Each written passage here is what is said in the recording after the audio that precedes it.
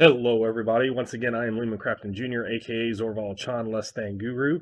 And today, for the 19th day of the 31-day character creation challenge, I'm going to talk about make a character with Star Wars Edge of the Empire.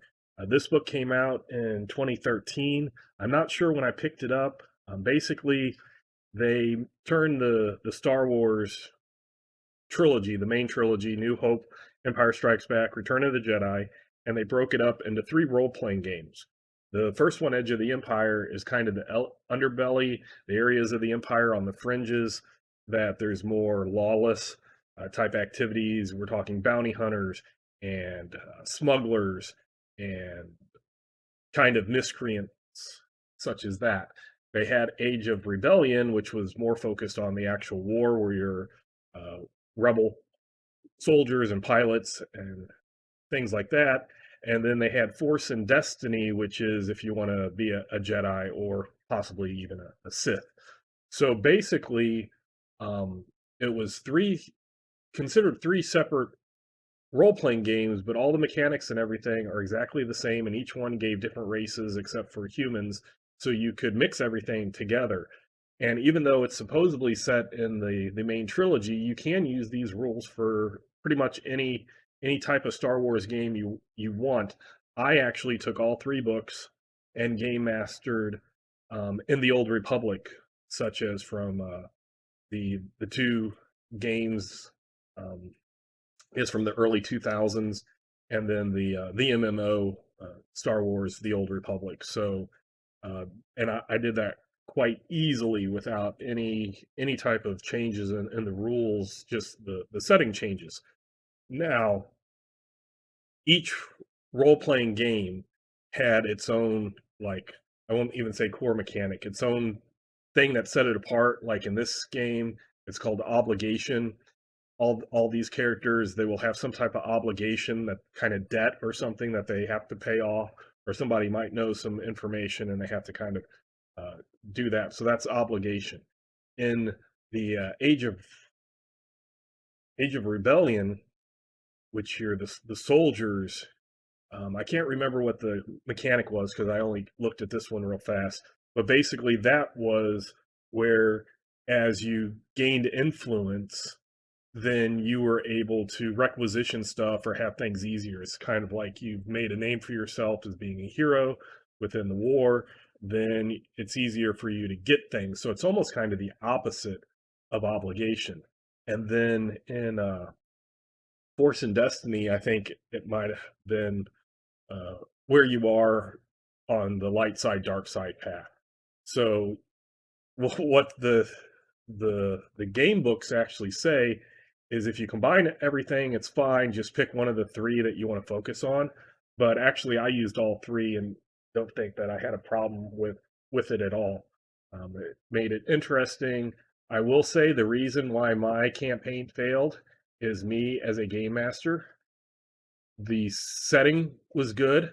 The characters were good. I was having fun. The players were having fun. I thought the game was interesting. The problem and what made it fail is because I had it as a kind of a pickup game, a game that I would just say, "Hey, I want to play next Thursday. If anybody comes, then you show up." And I had so many people want to play this game, which was fine with me. But it got to a point after maybe the third or fourth game, I was trying to do weird schedules for it. And I went away from my initial thing of I want to just do it when I feel like it. And I started doing is everybody available instead of, oh, only two people are available, then I'll put you on a mission. Oh, three people are available, I'll put you on a mission. 10 people are available, okay, you're going on a big mission. Instead of doing that, I started trying to schedule, and I found out, me personally, and my groups, my two groups that I work with, and they were players from both groups. So I have like one huge pool of people that usually play in two groups, but they all know each other. But that's kind of getting off topic. What I wanted to say was, if this would have been something where it was a we're doing this every other, or I'm doing this every other Sunday, it would have worked. But when I try to tell players we'll just do it when everybody's available, there's never a time where everybody's available, and that's why this fell off off my games basically. But I was shocked when I saw it was 2013 because I know I probably got it 2015, 2016 ish, which time passes by fast. It came with weird dice if you got the basic set, or you could buy these individually. They have things. There's a positive and negative dice, and you roll symbols, and they cancel each other out, kind of thing going on. Um, it's a strange thing to get used to, and when you roll, you get a big dice pool, and you roll them, and then you have to figure out what cancels what, and then whatever you're left over can be successes or failures or critical problems and things like that. I played in Roll20, and Roll20 has an API script if you have one of the advanced things, and it has the dice mechanics. And I think at one time on an old phone, I was able to get a dice roller, and that saved so much time. I never played this in person, and just having a limited amount of dice that you have to do could be a problem. But for a game such online or through the app, I don't even know if they still have it, but if they have the app, then this becomes much better. Although I think the app just still rolled them and you had to cancel out. The Roll20 character sheet does everything for you. It shows what's rolled and then it shows the results. It's really fast, and that's why I was doing it there. But I want to go ahead and wanted to show the dice that it does come with these weird dice. This is by Fantasy Flight Games, and they also, I believe, did Warhammer Third Edition with a similar dice mechanic. Um, it wasn't very well received because if you've seen my Warhammer First Edition, my Warhammer Second Edition, were really close. There are some changes, but they were very close. And Third Edition was completely something completely out of the ordinary, and then that went on. But that's just about the dice rolling mechanic. I thought it worked pretty decent here. If I was going to play a Star Wars game again, I'd probably like this game, the D6 version, West End Games. I think is probably easier to get into, and if you just wanted easy and quick and fun, that would probably do it. This here, though, has interesting concepts, and you can play lots and lots of different races, and not have to have a huge stack like Weston Games had hundreds of source books and stuff. This is a thick book. It has a lot, and when you get the three main books, you can get a whole campaign. They also have source books with extra things, but that's just extra. It's I don't think that those are absolutely necessary.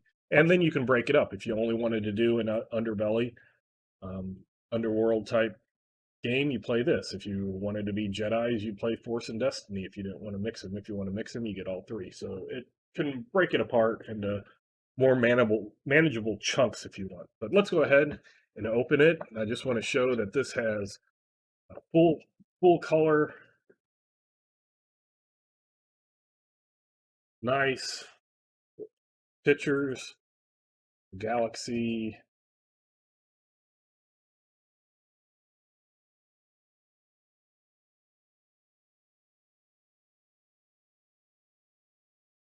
Kind of.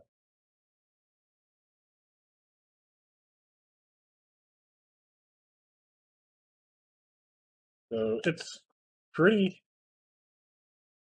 interesting.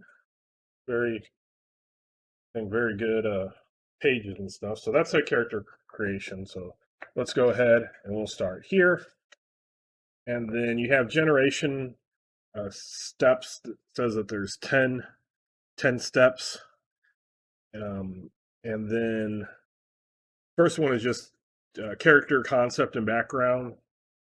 But to me, that's kind of figuring out your species and your career. But it says select a career or determine starting obligation. So what you would do here is there's this chart here that, well, I guess I should have got out my normal dice. You roll a D100 and you figure out what your obligation is.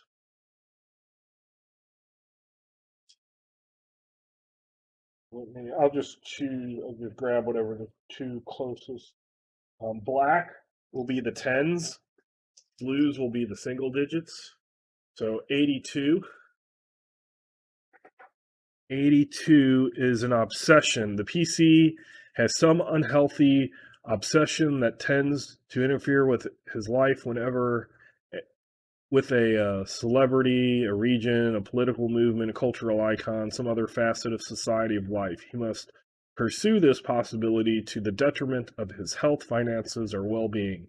A character with this obligation tends to get along with others that share his interest, but it is looked at with pity, amusement, or even a bit of fear from others who don't understand. That would be something that you would work with a game master to figure out. And then um, there's a mechanic that you roll, and I think it might be whoever at that time has the highest obligation, or maybe it's everybody roll, and you determine whose obligation might show up that adventure. So the type is an obsession. Writing that down, and then it just consists of two parts: the title, which was the obsession, and the numeric value is the obligation size and determines the mechanical effects of an obligation. The mechanical workings of obligations are explained. And I think what it was is the higher type of obligation, the more detrimental it was to you. Maybe you got experience points or something like that. We'll see. And hopefully I can kind of find that. This is another one of those systems that it took me a while. I read all three books front to back to make sure that I completely understood it. Then I played for that short period of time, maybe a few adventures within, say, 6 months or so, and then it fell away. And now the basic things I know is these dice cancel each other. There's negative and positive dice, and there was like a flow charts that determined how your character progressed. That was interesting. I also spent a lot of time on this. There was a character creation thing that I would show you, but it combines everything. And if I do get kind of desperate towards the end of the 31 days, I might have to pull out the other two books. I didn't want to have it all on the character creator, but it would tell you like page number. Like, say I wanted to know about uh, GANs, and it would say, see page 47 on the character generator because they didn't want to go through copyrights. But I went into it and I edited it and made it personal for myself, which I didn't even share with my players. But I basically wrote everything that was in here so the character creator I could use that to advance and keep track of characters. A thing that I have tried every once in a while is instead of having people make characters like this, as a game master, I say, give me your race and give me what you are, and I will make a character for you. And uh, my players trust me to make a decent, good character for them, but I don't like. It's usually when I don't want players to either think too long about it or try to figure out every little way to min max something. So I sometimes have done that, and I like when it's done to me. So as a player, I think I've mentioned quite a few times in Pathfinder, the newest game that we're going through, the game master created all the players, and that was the reason why I actually played that game. I was going to say, I'm sorry, I don't like Pathfinder. I like the paths, but I don't really want to play. And I had all these other players who know the system much better than me and min maxing out the extreme in that system. And when it was the game master was like, I'll make characters for everybody, I was like, okay, I'm on board. So whatever floats your boat, you might have completely different ideas, but it's just something that I wanted to say. There was a pretty good character creator at that time out there. So I got my obligation. I might have to figure out what that does later. Let's go back. Rule the obligation. Starting obligations. So yeah, this is kind of how many PCs, recommended default starting per player. So you'd figure out if you had like 5 people, then you might only allow up to 10 per player. That's extra stuff that you could get. Or 6 or more might be 5 extra stuff you can get, because um, if you gave everybody 20 and you had a lot, there would be a ton of extra stuff. And with a lot, any game that has any type of resources, the more players you have, the more spells you can cast, the more swords you can swing, the more equipment you can buy, and everything like that. So that is one of those. So I'll say that I'll say that I would be a character in that game that I was doing, which had above 6 people. So starting obligation. I'm just going to put a 5 over here. I guess you can have multiple applications. Yeah, the character sheet has multiples. I just want to do the one. Yeah, and then you have a obligation value, just all the things on how you assemble the group's obligation, and you figure out what's going on. Obligation is a resource. So sometimes they can accept additional obligation. They need something, will be obligated to you. Again, that's kind of the opposite of the Age of Rebellion, which is and I can't remember it, but I'm going to call it influence. But how much you can gain when you use the two together. They say that it doesn't work, but I actually used it pretty well together in the short time that I was doing it. But let's jump to selecting a species. See where the humans are. I have been doing humans most of the time, so humans.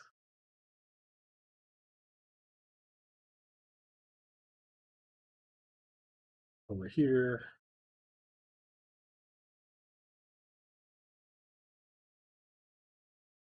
I'm sorry, I looked down and got distracted. I did not realize, but I am actually wearing my Star Wars t-shirt. That was strange. I just grabbed a shirt from my closet and didn't realize until now that it actually matched the game that I'm going through. So let's pick a human. Humans are here, and uh, you don't like roll or even choose really abilities. Your species determines your abilities. Basically, everything will start at a 2 if you're human. So all your are going to focus. Of course, it's not going to focus. There we go. All your attributes are a 2 as a human. All the other species, except for maybe a few that I've seen, usually do a combination of everything's a 2, one is a 3, and another one is a 1. So that's kind of how they balance it out. So there we go. Species, abilities, all those are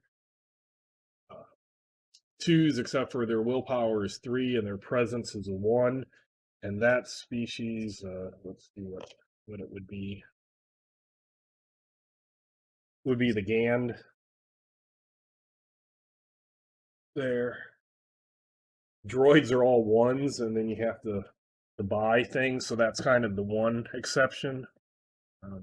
But Trandoshans there have 3 brawn and 1 agility, and then the rest 2. So basically, most races, besides the droids, have 2s, and one thing will be a 3 and one will be a 1, but humans are all 2s.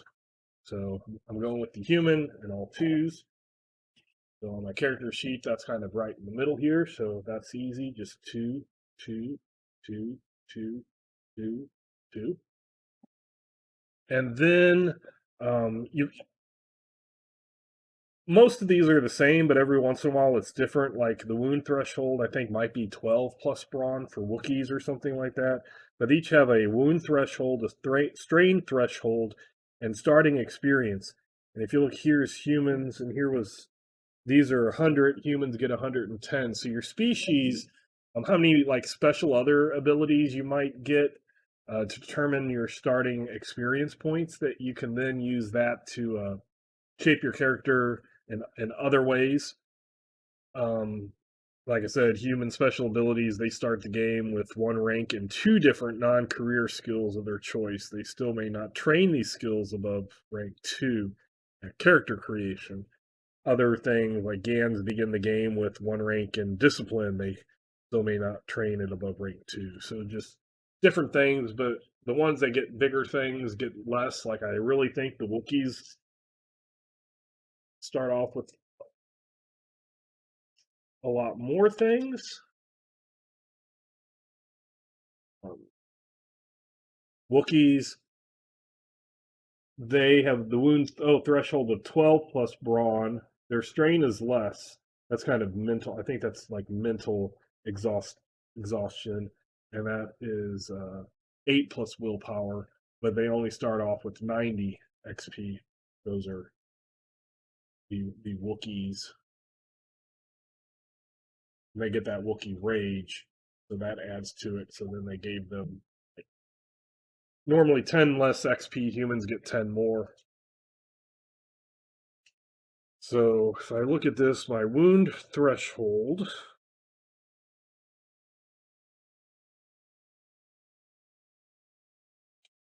that's going to be on my second to all my second page of the character sheet as a place to put your attributes again up there. And I think that's where you get your like defense value, stoke value, strange, and wound. So wound threshold is 10 plus brawn, so that would be 12. Strain is 10 plus willpower, so that's also 12 basically. It would just be what that is. I get 110 experience to start, and then I get one rank in two different non-career skills. So 1 and 2 non-career. I'll just write that note. And then choosing a career and specializations. So there's the bounty hunter, and here's like the flow chart, talent tree, they call them, for the different. Basically each class gets broken up. So a bounty hunter could be assassin. They could be a gadgeteer, which they make things and increase like weapons and ammo. Survivalist and things like that. So they got that. They got the colonist, which could be a doctor, scholar, or politician. You got explorers, they can be traders, hired guns, smugglers, technicians. So let's go with, and people will be shocked I'm not picking the bounty hunter because that's what I normally pick. If anybody who knows anything that I usually play in Star Wars, but I wanted to be the hired gun actually. No, that's probably, here we go, hired guns. Okay, so I will be hired gun. So I will write my player is me. That's always the easy one that I can get. Species is human. Career is hired gun.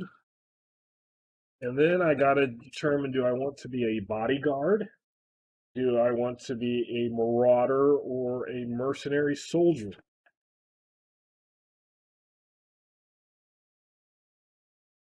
So I will choose mercenary soldier. The bodyguard could get me, would be interesting, I think, but that would be something that I would be more tied to maybe a specific individual. Mercenary, though, I would be paid to do jobs. It wouldn't quite, I think, be as tied to one particular person as the bodyguard. So let me go with the mercenary soldier. That will be kind of my primary tree because you can things cost a certain amount of XP, and you have to get to certain levels. You can't just choose what you want. You have to kind of go through a path. Like if you start commando, then you got to go second wind, and then you can branch off and go in different directions. So I couldn't like go from here and just go down here. I have to go here, and then I would have to somehow go over to here or start here and go over. So basically kind of follow the flow chart.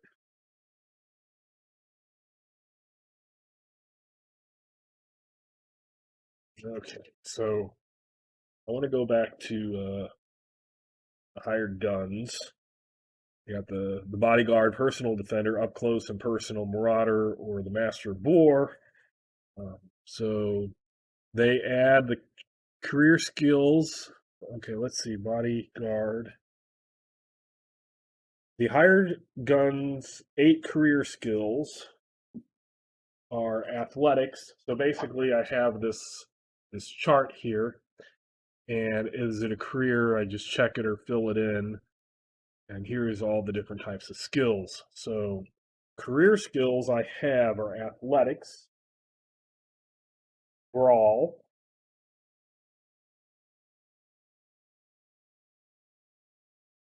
huh, is that on a oh, okay. So what this character sheet, and there's different character sheets, so I'm not sure. This is one I just found on the internet. I'm not sure how official it is. But they have the skills, but then this is more of your combat page. So over here is where they have your combat skills. So brawl, discipline,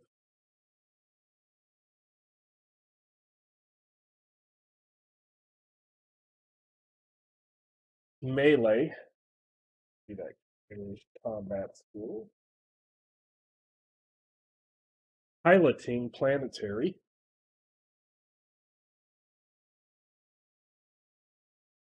ranged light. I'm assuming that that would be a combat skill. Resilience and vigilance. Resilience and vigilance. So, yeah, 1, 2, 3, 4, 5 general skills, no knowledge skills, and 2 combat skills. He automatically gains 1 rank in 4 of these skills of his choosing without spending experience, and he receives a discount when he spends experience to purchase ranks in any of these.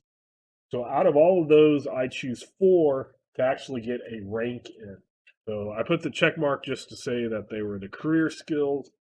Um, I get to choose, put a rank in 1. So let me choose ranged light. And I don't know how you're supposed to do it, but I'm filling out the little thing like that. So I will do that. I will do athletics. I will do piloting. 1, 2, 3. I got 1 more. Vigilance, maybe? Okay. Then I would use those 110 experience to buy more ranks of those if I wished. Um,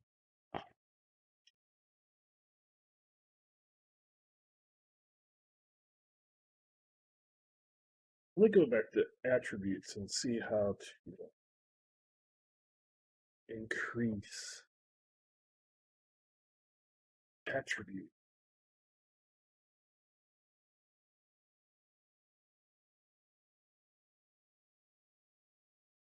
Hmm.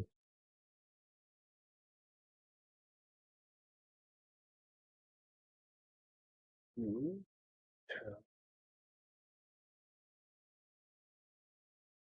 Invest in experience. Okay. Well, that's what I might look at. Page 92.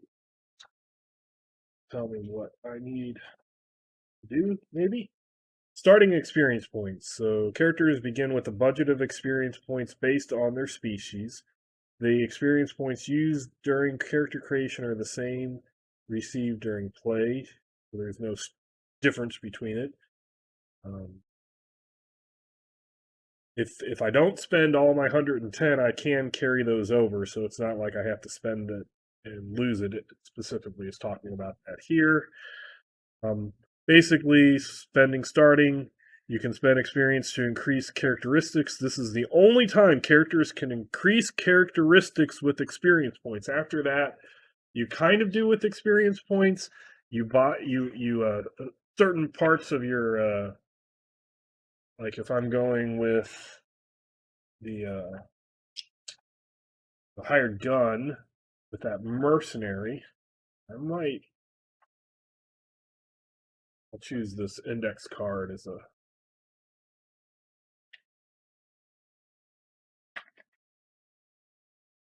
so like here there might be a way when you get certain ones of these that maybe an attribute might go up. And I'm seeing wound threshold and grit. Here, like dedication, gain +1 to a single characteristic. This cannot bring a character above a 6. Cost 25. So actually, yes, it does cost experience, but it's not direct experience. So I'm going to put that there so I can quickly go back to that page. May expend experience points to purchase ranks and skills 5 times the purchased rank and experience. Each rank must be purchased sequentially. Each rank in a non-career cost 5 additional. You may not purchase any skill above a 2 during character creation. So basically,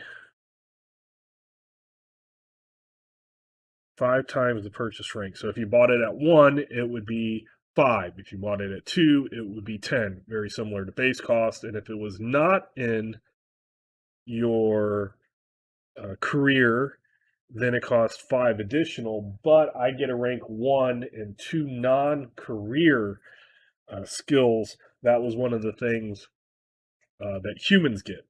So I'll have to remember those. May spend experience points to purchase talents within the specializations. May spend experience points to purchase new specializations. 10 times the number of purchased specializations include new specializations. Not career cost 10 additionally. So my mercenary would be the normal, which would be depends on the talents position within the specialization tree. Experience on new specializations would be 10 times the number of purchased specializations.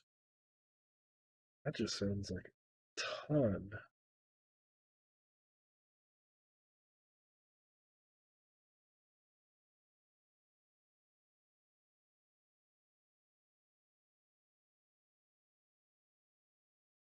Huh. I'm going to stick with the one tree to begin with because I'm getting a little confused on 10 times the number of purchase specializations, including new specialization. That sounds like the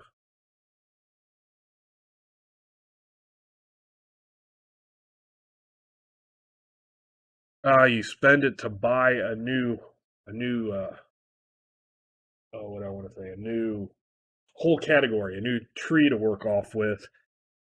And then, so if I wanted purchase specialization, so I would to get a new specialization would cost 10, and then I would just spend what's in there. But if I wanted to get the second, say, bounty hunter one, okay, so here it is. I get mercenary soldier for free. If I wanted to buy marauder, I had not purchased any, so it would cost me 10. Then I would spend experience here, how each one of these says, because they have a different cost. Then it would cost 20 to get this one because I've already bought a new one. Then if I wanted to say go to the bounty hunter one and buy it, instead of just being 30, it would be 40 because it's an additional 10. So that's how those work. Now I get it and understand it. So unless one of these here do a lot, some of these might actually be worth it. I'll see. Mercenary talent, I'll do that.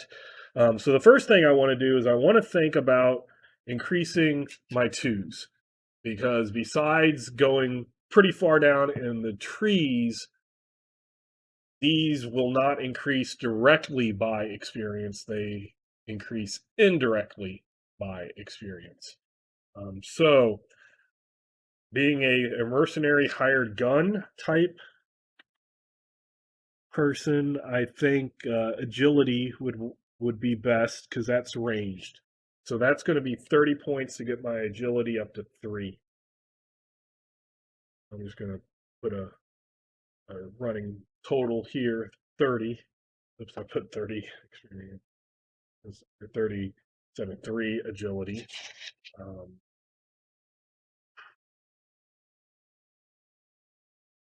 is there any limit? May not purchase any characteristic above 5 during character creation, and then later on, nothing can get above 6. So if I wanted to spend 40 more, I could get that. I'm going to do it. I'm going to go to 40. Won't go above. So that would be 40. So that would be at 70 total. And here I can write my experience. I got 110. So right now I have 40 left. 30. I want to get that obligation at 5. So that I believe adds. I think it adds 5 XP, or you can use it maybe to purchase something. So cunning willpower present. Ouch, that's really scary. This is if I've already spent 70, that only gives me 40. I can increase one more thing and then have very little other things to start with. So I might just keep everything else at that 2. 2's normal, average, it's not horrible.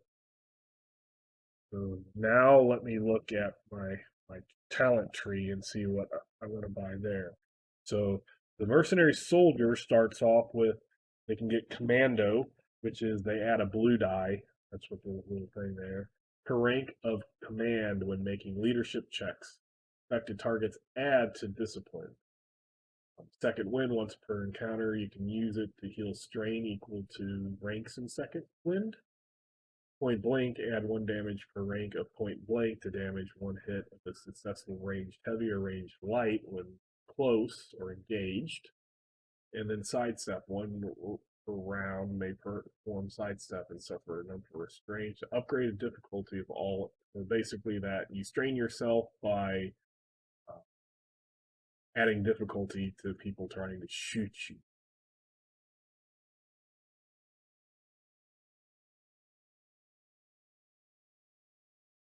So let me get the point blank. That'll be 5.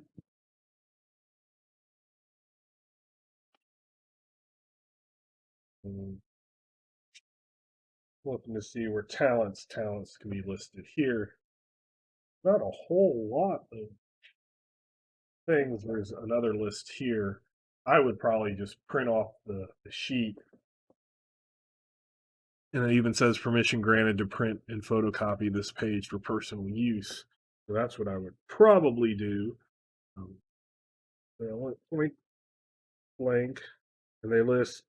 And I do like when certain things are like this. They say what page number. That always is something good. And it'll start off at rank 1. So that was 5. So I'm up to 75. That wasn't too expensive. But then I could go down and get strong arm, treat thrown weapons as if they. That's not good. But if I wanted to get point blank again, I'd have to do there. So I'm gonna have to somehow, in some way, to do anything. I'm gonna have to get this strong arm. So sidestep, and then another point blank, strong arm, and natural, so that would be 5. Ooh, these are 10, 20, 30. Ooh, 10, 15, 25. Once per session, may reroll any one ranged, light, or heavy check. 10, that'd be 25 more. That would get me to 100. So strong arm and natural marks.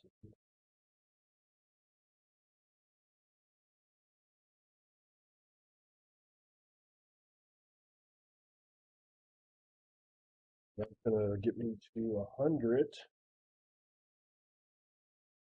110 actually, with a 100 with a 5-point obligation. So I'm at 115 more. Go one of these, or I could get other things. So let me just. I want to go back to mercenary soldier. Mercenary soldier. Add the career skills of discipline, gunnery, leadership, ranged. If this is the character's starting specialization, he may choose 2 of these and gain 1 free rank. Okay, so I'll go ahead and do that. So I get discipline, which I already had as a career skills of discipline, which I don't see why you would need it, because oh well. A gunnery. Sounds like a combat skill. Leadership.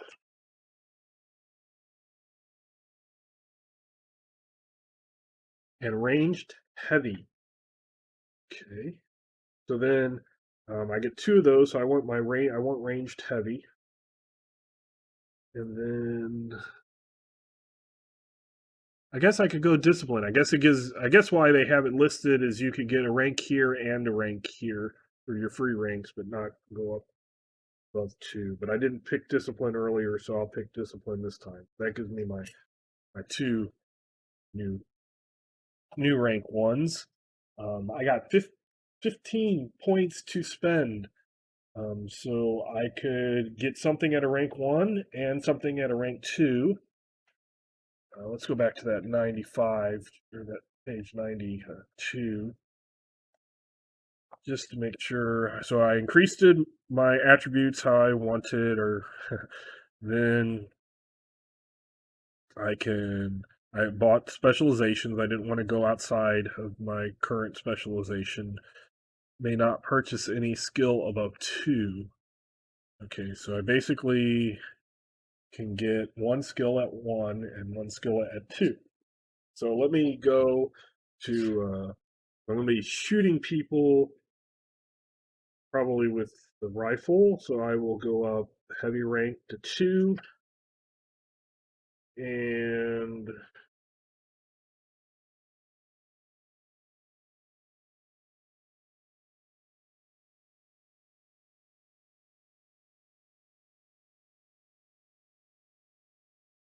it's not within your.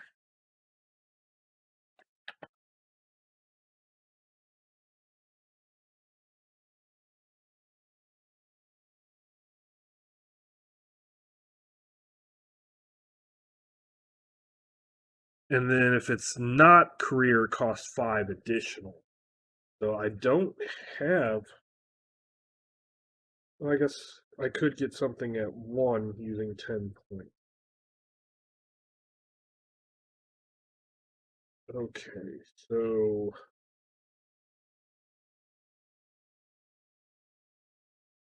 I got 15. So I am actually going to leave those 15 because I'm not sure how I necessarily want to spend those. So I got 15 left, 115. And then because of my human, I get 1 and 2 non career. So let me go with computers.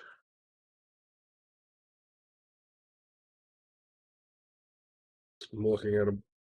some of these stealth, streetwise survival, not necessarily from the hard gun. Cool under fire. So I added these two are my non-career ones I get for being human. So that's how you acquire new talents, how you acquire new specializations, determine your motivation. You can choose or you can roll. These would just be things, again, like all the other optional rules or specific causes, motivations, things like that, that you could roll on or pick. Motivations in play, gear and equipment. They receive a budget of 500 credits, although it can be increased by taking additional obligation.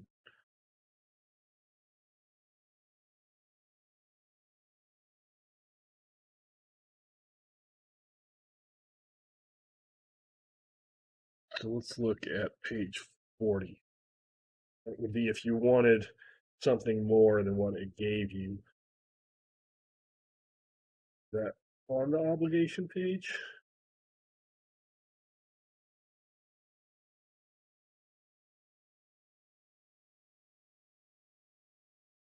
Here's that obligation. So you can either get plus 5 starting XP at 5, plus 10 starting XP at 10, 1,000 starting credits, or 2,500 for 10. So that's the way that they break up obligation. I chose to do the 5 starting XP because 5 obligations is it. I can get money. XP is harder, in my opinion, to get. So that's why I took that. So that's how you would do obligation. So basically, I would have 500. I would probably buy. I don't even know if I would be able to buy a heavy blaster, but that would be a goal. um, oh, cybernetics in there. Let's see. Ranged weapons, energy. They have the cost here. Price $850. That is for the smallest heavy blast. Oh, so what I'm going to do is, since I'm not going to be able to start off with a heavy blaster, is I'm going to change that range skill, the 2 that I put into heavy, I'm going to put that into light, and then I'll buy whatever the closest thing is. 500. They have one for 400, which is a blaster pistol. So I would buy the blaster pistol. That would give me 100 left over. Blaster pistol. And again, I'm not going to go through all the calculation and dice pulls. I'd have to figure out the rules, but basically, you would add different side of dice that have more or less successes than your opponents, and bad situations would give you negative dice that had the potential to cancel out your good dice results. You can have critical problems, critical successes. It is very interesting. A narrative type system. You roll, you to see what you've got, and instead of just a fail or a success, you might have failed but got something beneficial out of it. Like you missed the guy, but you shot a door panel and the door panel pops open and now that locked door is open. Things like that can happen, which is narratively pretty cool, I think. Um, so let's make a name, Star Warsy name. Talric Holtar.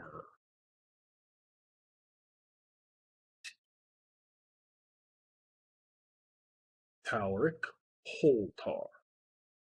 So again, I'm not going to go through that dice pool. That would just get a little too much for this character, in my opinion, for the character creation. But again, this is, or in my opinion, it was a very fun game. I would, at some point, it's just limited time, and that's the problem. So many games I would like to play, but have limited time, um, limited resources, and things like that. But um, it is a very interesting game. Like I said, this is one. It's a full game. Fringe of Star Wars. You can add to it with the other two books, or you can play each of them separately, or you can combine all three of them. Or if you just didn't want to allow Jedi, you thought, Jedi should be rare, especially in this time, you play it with this and your Age of the Rebellion, or you add them all together and you play something before or after the Star Wars, or you make up your own Star Wars universe and use the rules. But this is Star Wars: Edge of the Empire, 19th day for the. Is it the 19th day? Let me check. Yep, 19th day of the 31-day character creation. Once again, if you like the video, hit like. If you dislike, like, dislike, subscribe. And until next time, I will catch you later.